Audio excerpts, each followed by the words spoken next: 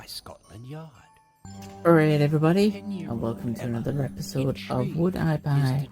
It is a show where I basically try out a few of the latest demos, essentially give off some of my impressions of my experiences from it, and I'll sort of make a decision from that about whether I would buy it, whether I could wait for a sale, or whether I could leave it well alone. And I say that this is some of the newest demos. Obviously it's never really come to mind about trying demos in a long time, so obviously this is another one where it's a little bit old, so I apologize for that. In fact, when I looked at it and it said it was like 2021, is it really that old, this game? But at the same time, it kind of actually again reminds me of why I like to do this, because there's a lot of games where it kind of passes me by, and checking out some of these demos now, it's kind of made me think, oh my gosh, some of these games are really good. And again, this is another example of that. So when I played Tandem, I was just thinking, is it going to be a straightforward puzzle type platformer in the same sort of light as like Limbo, or was it Inside or something like that, where it will just kind of, I don't know, you just kind of go with it and it's whatever random things throw at you. And obviously when I started playing it, it is a puzzle thing, but it is actually not kind of that. It's very much level based puzzles, which I kind of wasn't expecting. Like I say, I was expecting a Limbo like experience. And that's not to say that I don't like Limbo, I love Limbo.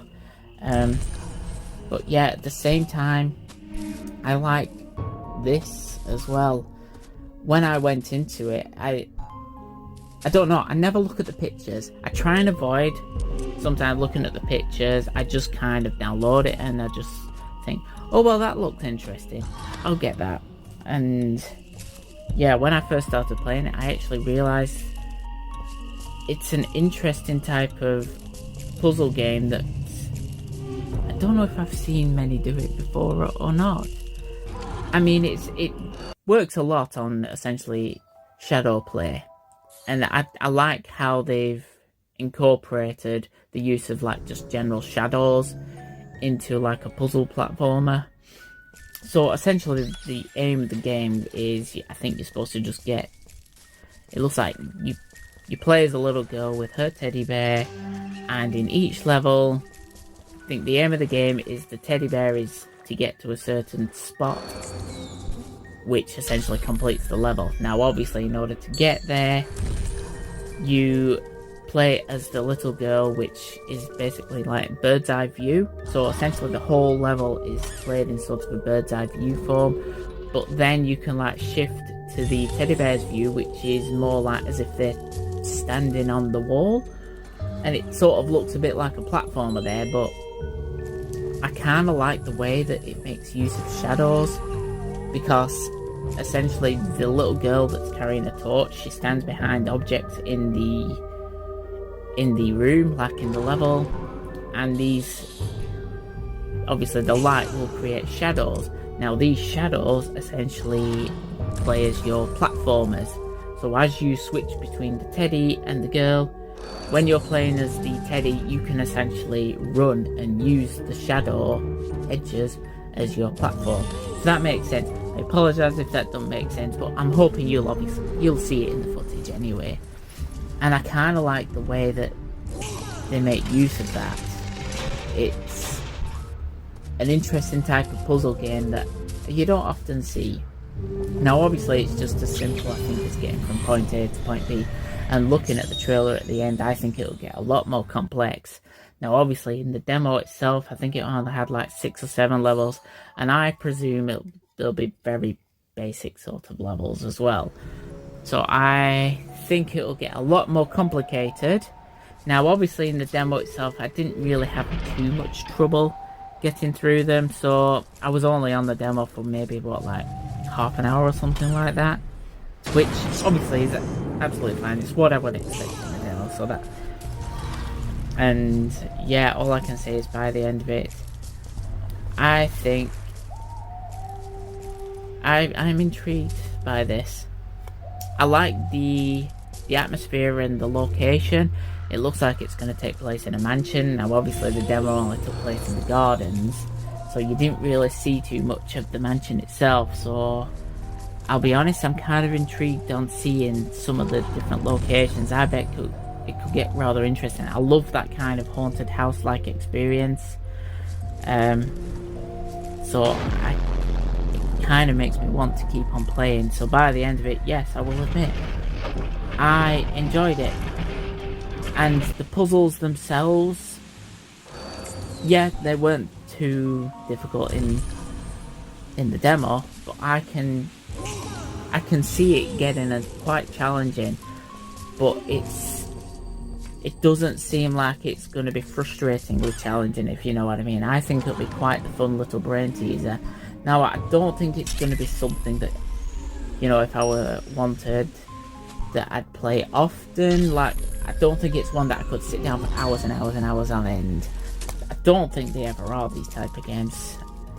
They seem to be more like, yeah, you just play a challenge, play it every now and then.